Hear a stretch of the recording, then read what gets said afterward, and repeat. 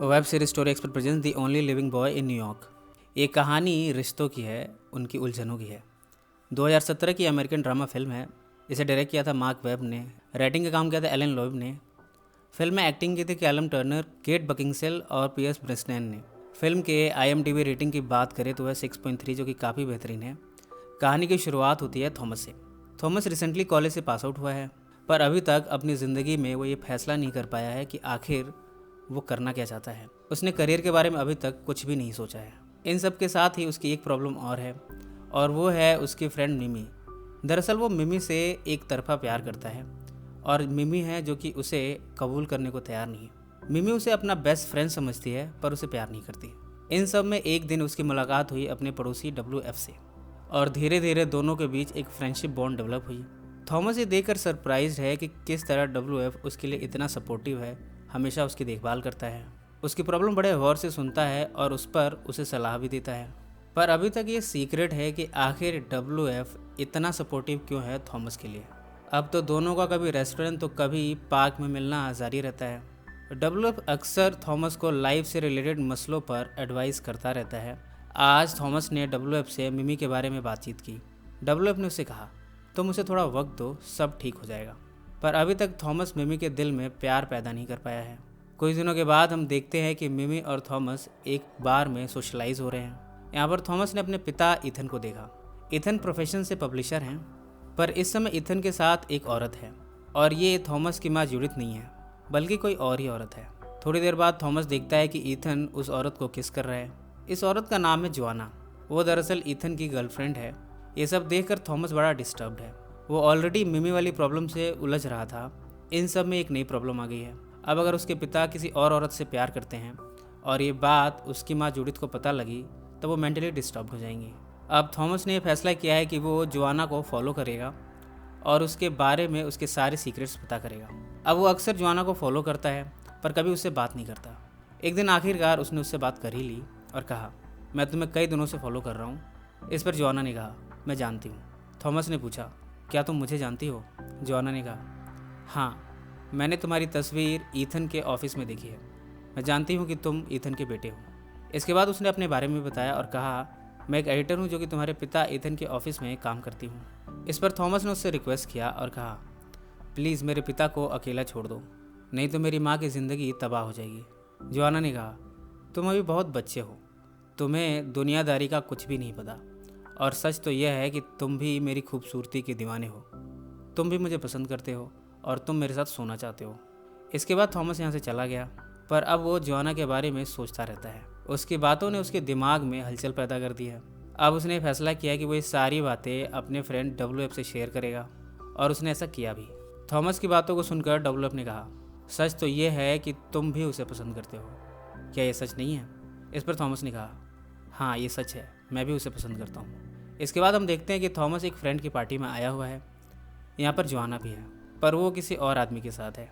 ये सब देखकर थॉमस जोआना के पास गया और उससे कहा, तुम बड़ी एक कैरेक्टरलेस लड़की हो, तुम्हारा कोई कैरेक्टर नहीं है। नए नए मर्दों से दोस्ती करना और उनके साथ रिश्ते बनाना ये तुम्हारा शौक है।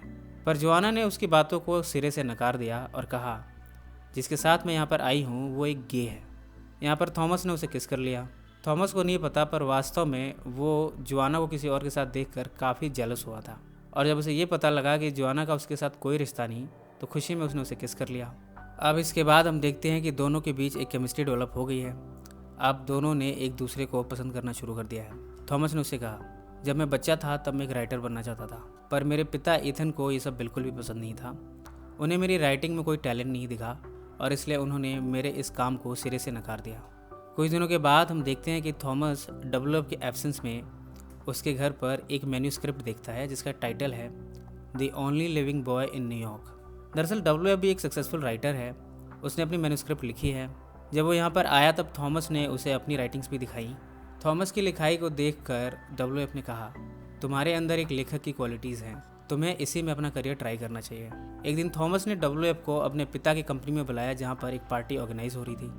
यहाँ पर थॉमस ने ऑलरेडी मिमी को भी इन्वाइट कर लिया था। पार्टी के दौरान ही मिमी ने थॉमस से अपनी फीलिंग्स का इजहार किया। उसने कहा, मुझे माफ़ कर दो, मैं तुम्हें लेकर बहुत कंफ्यूज थी, पर अब मैं सब कुछ समझ चुकी हूँ। अब मैंने अपना माइंड मेकअप कर लिया है तुम्हारे लिए। पर क्या तुम जोआना को लाइक करते हो? पर थॉमस ने इन सब से तुरंत ही इनकार कर दिया। इसी बीच उसने WF को पार्टी में देखा। वह उसके पास पहुंचा और उसे कहा, मैं अभी आपको अपनी माँ से मिलाता हूँ, आप प्लीज़ यहीं पे वेट करिए। इसके बाद वो जूडिथ को लेने गया, पर इतने में ही WF यहाँ से गायब हो गया। दरअसल इस समय WF इस बिल्डिंग के रूफ पर पहुंचा है जहाँ पर जोआना ऑलरेडी है। वो जोआना से मिला और कहा, तुम थॉमस को कभी भी हर्ट मत करना, और अगर तुमने ऐसा किया तो मैं तुम्हें बर्बाद कर दूंगा। इसके कुछ दिनों के बाद हम देखते हैं कि ईथन ने जोआना को शादी के लिए प्रपोज कर दिया है। दरअसल जोआना इसका कब से वेट कर रही थी।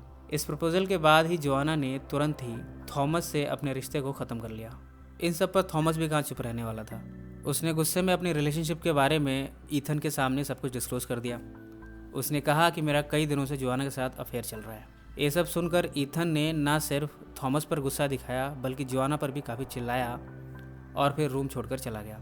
इसके तुरंत बाद ही जोआना ने रोना शुरू कर दिया और थॉमस से कहा, मैं ईथन से बहुत प्यार करती हूँ, तुम्हें कुछ भी नहीं पता।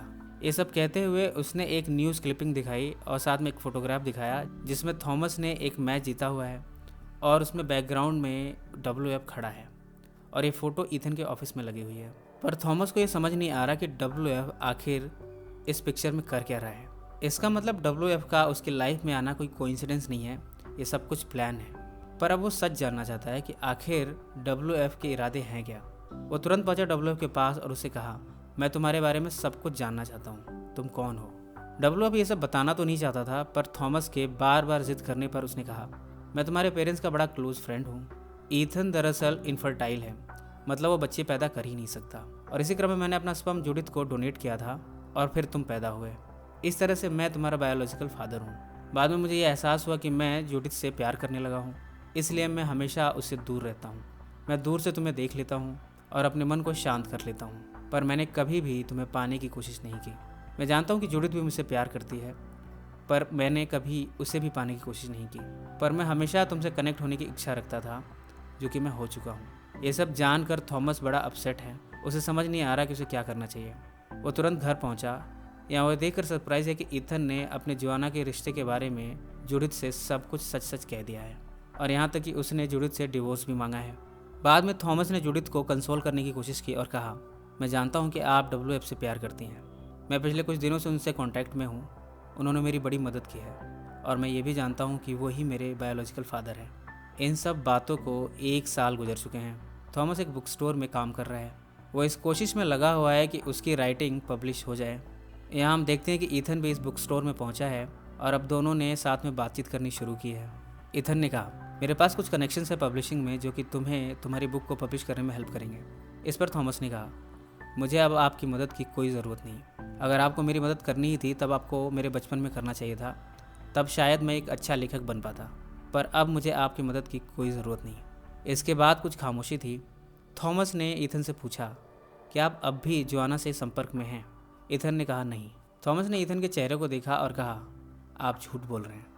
इस पर ईथन ने कहा, हाँ मैं झूठ बोल रहा हूँ। इसके बाद हम देखते हैं कि थॉमस पहुँचा है जूडिथ के पास। यहाँ जूडिथ सुन रही है जबकि WF अपनी किताब the only living boy in New York को पढ़े जा रहा है। थॉमस दूर से खड़ा ये सब देख रहा है और मुस्कुरा रहा है। वो ये देखकर खुश है कि उसकी माँ की ज़िंदगी में खुशियों ने अपनी दस्तक दे दी है। इसी नोट पर यह फिल्म समाप्त हो जाती है। ये कहानी आपको कैसी लगी कमेंट्स में ज़रूर मेंशन करें। सो फ्रेंड्स, फिर मिलेंगे ज़िंदगी के किसी नए मोड़ पर।